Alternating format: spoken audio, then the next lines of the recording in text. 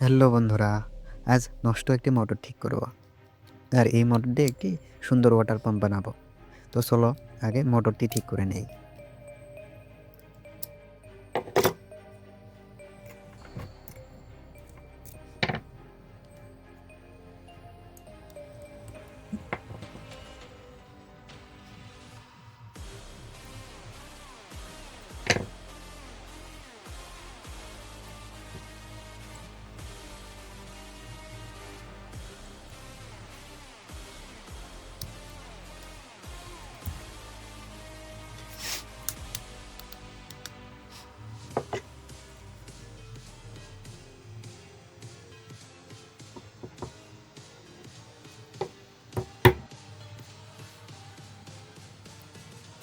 তো বন্ধুরা, এর সেকেন্ড পার্টে তোমরা দেখতে পাবে আমি এটা দিয়ে কিভাবে একটি ওয়াটার পাম্প বানালাম।